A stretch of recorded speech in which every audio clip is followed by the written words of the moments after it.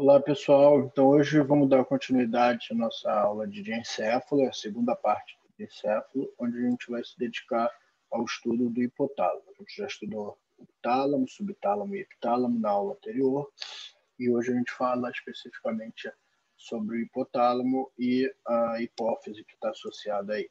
Tá? Então, o hipotálamo está numa região inferior aqui ao terceiro ventrículo, então a última estrutura diencefálica que a gente observou, e abaixo do hipotálamo, a gente não pode deixar de mencionar, existe uma glândula que a gente chamava de glândula pituitária, hoje a gente chama de hipófise. Tá? Então, quando a gente ouve glândula pituitária, significa hipófise na nomenclatura atual. Então, quando a gente olha alguns aspectos morfológicos interessantes aí da face inferior dessa região diencefálica, a gente vai destacar algumas estruturas que não pertencem ao diencéfalo, né, e outras que pertencem a ele. Então, a gente vai destacar aqui o quiasma óptico, os tratos ópticos, esses pertencem aos circuitos ópticos, né, circuitos que vêm lá do nervo óptico, os dois nervos ópticos se unem aqui no quiasma óptico e formam, então, depois os tratos ópticos. E aqui, estruturas diencefálicas, que é o tubo cinéreo, os corpos mamilares e o infundíbulo da hipófise. Então, nessa imagem, a gente vê o nervo óptico aqui que foi cortado, o outro cortado mais abaixo. Eles se unem por uma estrutura que a gente chama de quiasma óptico e logo se separam em duas estruturas que a gente chama de tratos ópticos. Tá? Existem diferenças aqui neurais, alguns circuitos aqui passam de um lado para o outro, outros continuam do mesmo lado. Por isso, essa diferença é importante entre os nervos ópticos e os quiasmas ópticos, e os tratos ópticos, desculpa. A outra estrutura que a gente menciona aqui é o tubo cinéreo, essa pequena estrutura localizada já no diencéfalo. Logo abaixo dele, logo posterior a ele, a gente tem duas estruturas pares que lembram mamilos, por isso são chamados de corpos mamilares, de um lado e de outro. Né? E a gente tem a hipófise aqui, logo à frente ao tubo cinéreo, né? A gente está com nessa peça a glândula hipofisária retirada, né? Mantendo então junto da peça. No corte lateral, que a gente vai ver, né? Então aqui um corte sextal mediano com a visão lateral, o que a gente vê é um nervo óptico se juntando aqui na linha média para formar o quiasma óptico, que foi então cortado, né? Já que ele atravessa a linha média. A gente vê o tubo cinéreo logo atrás do infundíbulo da hipófise, aqui a hipófise com seu infundíbulo, aqui o tubo cinéreo, e aqui um corpo mamilar de um lado e o corpo mamilar do outro foi cortado. Não sei se aqui tem setas, não. Tá? Então, são essas estruturas mais importantes aqui da face inferior diencefálica, que são todas aqui pertencentes ao hipotálamo ou conjunto de hipotálamo e hipófise. Né? Bom, como é que se divide aqui o hipotálamo, substância cinzenta e branca do hipotálamo? O hipotálamo, então, é uma região do diencéfalo que a gente vai ter vários núcleos, né, adensados, muito próximos uns aos outros. A gente, então, vai chamar de núcleos hipotalâmicos. Assim como o tálamo, vocês não precisam conhecer os nomes desses núcleos todos, mas eu gostaria que vocês soubessem que o hipotálamo, então, é composto por diferentes núcleos, cada um com seus nomes, muitos com funções conhecidas, embora nem todas as funções sejam conhecidas, e de alguns núcleos a gente sabe muito pouco. Tá? Então, cada um deles tem um nome: núcleo dorsomedial, núcleo pré-óptico, área hipotalâmica posterior, o corpo mamilar, que também é um núcleo. Tá? E, obviamente, a gente tem alguma substância branca entre esses núcleos, e a gente tem alguns feixes, logo, substância branca bem definidos. Então, temos aqui um feixe mamilar, temos aqui um feixe do fórnix, né? Então, alguma substância branca bem caracterizada. Tá? As conexões que o hipotálamo faz, então, as conexões aferentes, de onde ele recebe então, informações do núcleo do trato solitário, a gente já mencionou isso na aula do sistema nervoso visceral, da formação reticular, já mencionamos isso na aula de formação reticular, participando aí do circuito ativador reticular ascendente, da retina, né, através do quiasma óptico, do córtex pré-frontal, do córtex olfatório, do sistema límbico, na verdade, de diferentes regiões do sistema límbico, e envia informações para neurônios do sistema nervoso autônomo, pré-ganglionares, tanto simpáticos quanto parasimpáticos, diretamente ou indiretamente, quer dizer, fazendo sinapse de novo no núcleo do trato solitário ou não, envia informações para a formação reticular, envia informações para o córtex pré-frontal, envia informações para diferentes regiões do sistema límbico e envia informações para a hipófise. Tá?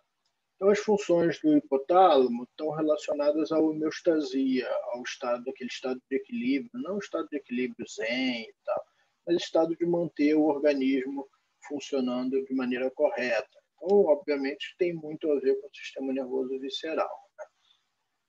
As relações do hipotálamo, como ele faz a manutenção do corpo nesse estado de equilíbrio, se relacionando ou interferindo no sistema endócrino, no sistema que vai controlar os hormônios do nosso corpo, no sistema límbico, naquele sistema neural que vai controlar ou interferir nos estados emocionais, motivacionais e cognitivos do nosso corpo, e interferindo, controlando o sistema nervoso autônomo, o sistema nervoso visceral, tanto recebendo informações quanto controlando aí a porção eferente do sistema nervoso visceral. Tá?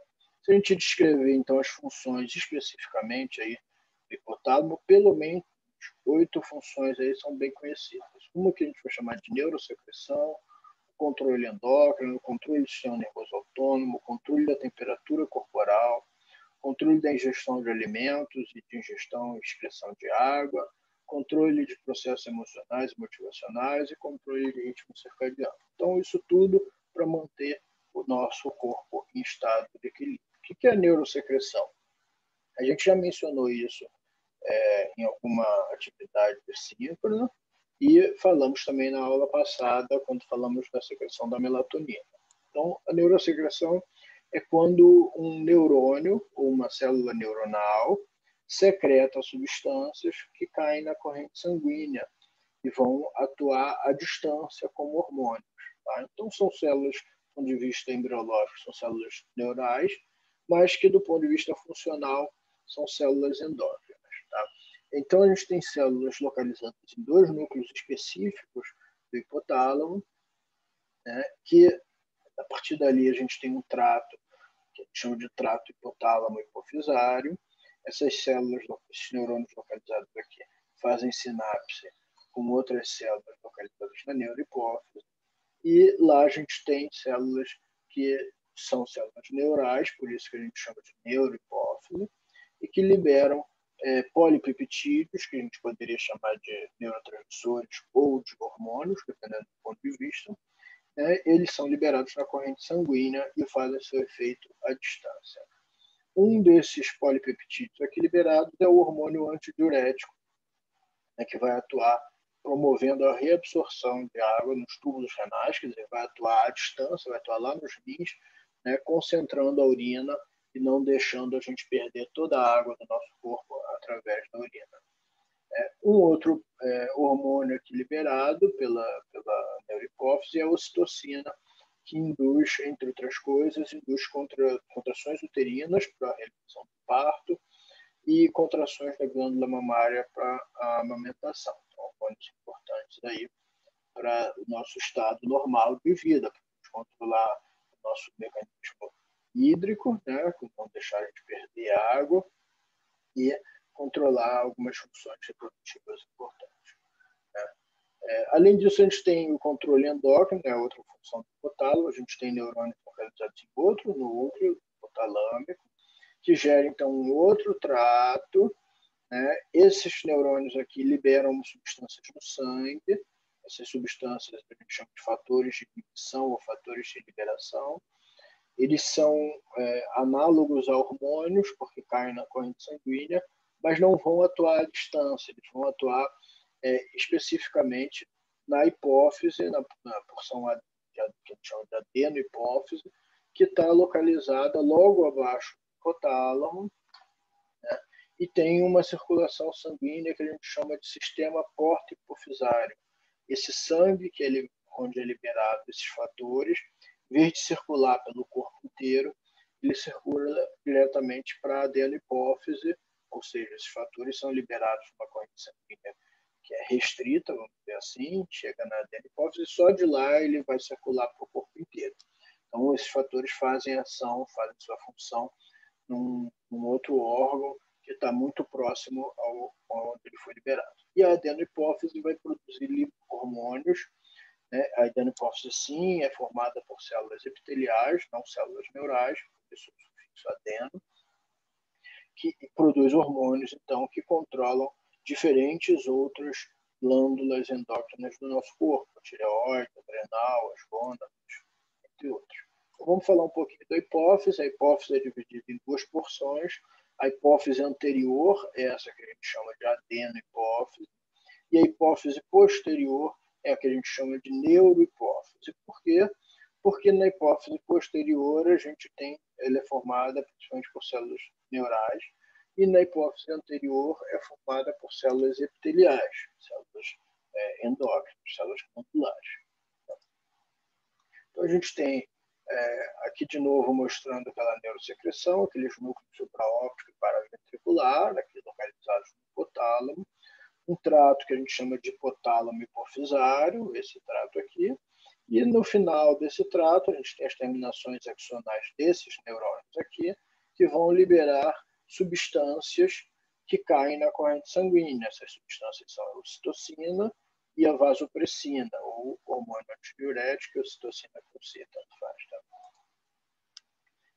Um sistema diferente para a adenopófise. A gente tem outros neurônios aqui localizados no núcleo funicular, com um trato túbero-infunicular, né? Esse trato termina naquele fundíbulo da hipófise, libera aqui aqueles fatores de inibição e fatores de liberação que caem numa corrente sanguínea restrita aqui, ó, que vai chegar até a porção anterior da hipófise, aquela que a gente chama de adenopófise. Aqui, esses fatores vão influenciar essas células de natureza epitelial, de natureza glandular, a secretarem hormônios que vão cair na corrente sanguínea sistêmica, e esses hormônios vão controlar a secreção de hormônios da tireoide, da adrenal, dos testículos e ovários, o crescimento ósseo, por aí vai. Que hormônios são esses? Então, os fatores de liberação aqui mais conhecidos são o GHRH, que vai influenciar a liberação. Né? Então, o GHRH é liberado por células neuronais e influencia as células epiteliais a liberarem o GH, que é o hormônio do crescimento. O TRH é um fator de liberação liberado pelas células neuronais que vai influenciar as células epiteliais a liberarem o TSH, que é um hormônio que vai cair na corrente sanguínea e influenciar a tireoide a produzir T3 e T4, que é o hormônio tireoidiano principal, vai influenciar em diferentes aspectos metabólicos do nosso corpo.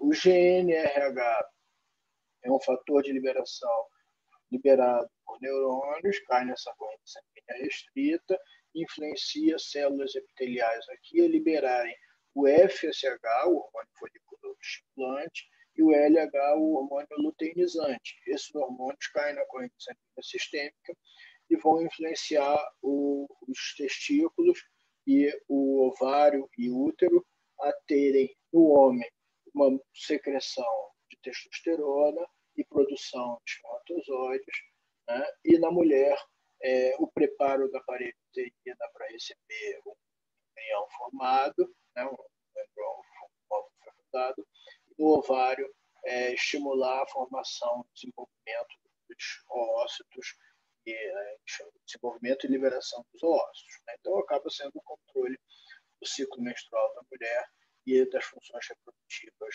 masculinas.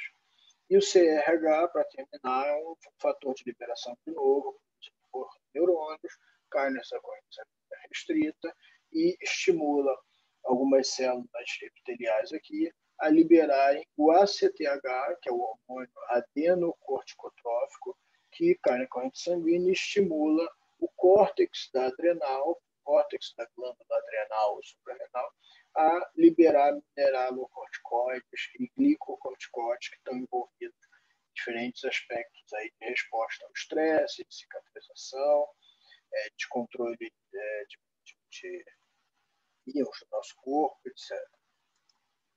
Aqui, de novo, um esquema mostrando como esses dois circuitos aqui acontecem e influenciam diferentes órgãos do nosso corpo, as gônadas, a tireoide, a adrenal, os rins, através da DH, o útero, da mamária, através da citocina, o crescimento de ossos, músculos, tecido adiposo.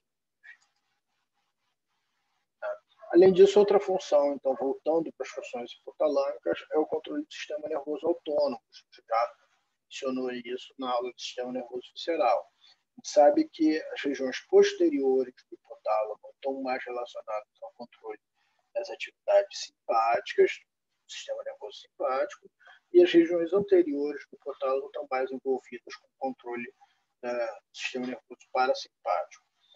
Isso pode ser feito tanto por uma conexão direta, então neurônios localizados no hipotálamo fazem sinapse diretamente com neurônios pré-ganglionários do sistema nervoso autônomo, ou uma conexão indireta. Neurônios do hipotálamo fazem conexão com a formação articular e lá com neurônios pré-ganglionários, ou também envolvido aqui o trato solitário. Outra função é o controle da temperatura corporal. Ela não é de todos os vertebrados, mas é restrita aos mamíferos, e aí inclui a nossa espécie, e as aves. A gente tem aferências aí, na verdade, a gente tem termorreceptores na região anterior do hipotálamo. Então, esses termorreceptores são receptores que percebem a temperatura sanguínea que está circulando nessa região. E aí, se estiver muito quente, a região anterior do hipotálamo libera potenciais de ação que vão causar vasodilatação periférica, os nossos vasos subcutâneos ficam mais dilatados para a gente perder calor, e a sudorese, que também é um mecanismo de ajudar a perder calor. Se esses termorreceptores perceberem que o sangue está ficando um pouquinho frio, a gente tem neurônios localizados na região posterior do hipotálamo, que induzem a vasoconstrição periférica, os vasos subcutâneos se constringem e menos sangue circula abaixo da nossa pele, a gente troca menos calor, e se a temperatura cair um pouco mais, essa região posterior do hipotálamo dispara aqueles movimentos de calafrios, aqueles tremores involuntários, começa batendo o queixo na nossa espécie, termina tendo tremores no corpo inteiro, que são tremores musculares que atuam aumentando a temperatura corpórea. Então, são dois mecanismos aí distintos para diminuir a temperatura quando está muito quente, o nosso corpo está muito quente, ou aumentar a temperatura quando o nosso corpo está muito frio. O hipotálamo também atua controlando a ingestão de alimentos, isso foi visto experimentalmente, que estímulos na região lateral do hipotálamo, quando esses indivíduos são estimulados, mesmo eles saciados, se alimentam, e estímulos na região medial do hipotálamo fazem com que, mesmo famintos, mesmo sem terem comido há vários dias, não tenham procura alimentar, não se alimentam. Isso explica muito em parte, não é totalmente, obviamente, mas isso explica em parte alguns estados de obesidade mórbida, de indivíduos que não precisariam comer, continuam comendo, e aí vão ficando cada vez mais obesos, e também indivíduos que não comem há dias, estão faméricos, mesmo assim não se alimentam e acabam ficando naquele estado que eles chamam de anorexia. Então, tem várias explicações para isso. Uma delas, do ponto de vista neural, são distúrbios nessas regiões hipotalâmicas. Obviamente, o hipotálamo é um dos centros então, da alimentação e da saciedade, mas explicar somente a alimentação e saciedade, explicando somente essa teoria hipotalâmica, é uma teoria muito simples, tem várias outras estruturas, tanto nervosas, e aí eu as explicações psicológicas para esses distúrbios alimentares, né, para o controle alimentar da sociedade, mesmo que não seja distúrbio, e também explicações hormonais. Existem vários hormônios implicados aí como centro de alimentação e saciedade. A mesma coisa para o controle de ingestão e excreção de água, tem mecanismos complexos, assim como a ingestão do alimento, não é só o hipotálamo que controla a ingestão e excreção de água, mas no hipotálamo a gente tem alguns receptores que controlam a osmolaridade, que percebem a osmolaridade sanguínea, e aí, assim, avisam ao hipotálamo se o nosso sangue está muito concentrado, ou seja, estamos com pouca água, precisamos beber água, né, e evitar a perda de água, ou se está muito diluído, e aí precisamos perder um pouco de água. Quando está muito concentrado, o que o hipotálamo faz é disparar a necessidade de beber água, então o mecanismo de ingestão de água, quando é possível, que a gente chama de sede, né, e ao mesmo tempo dispara a secreção do hormônio antidiurético, que ele mesmo produz e atua nos rins, diminuindo a perda hídrica, então nossa urina fica mais concentrada. Quando é o contrário, o nosso sangue está muita água, o que ele faz é diminuir a liberação do hormônio antidiurético, promovendo uma diminuição da urina. Então, quando a gente bebe muita água, a gente percebe que nossa urina é logo mais clara, né, e urina logo em seguida, que controla isso diretamente o hipotálamo, né, e também dispara a sudorese, tem mecanismos de controle da sudorese para aumentar ou diminuir a sudorese, dependendo da osmolaridade do nosso sangue. Tá? O hipotálamo também está envolvido com processos emocionais e motivacionais, ele é considerado uma área central do sistema límbico, então também é uma estrutura límbica, que a gente volta a falar na aula de sistema límbico. Né? Existem respostas experimental respostas emocionais bem caracterizadas quando se estimula eletricamente, né? Então experimentalmente o hipotálamo. Então isso deixa bem claro a participação dele como área central do sistema límbico. Ele também participa do controle do ritmo circadiano, ele funciona como marca-passo circadiano, ele tem conexões com a retina, então percebendo se é dia ou se é noite, e através do núcleo supraquiasmático ele participa desses controles de ritmo circadiano.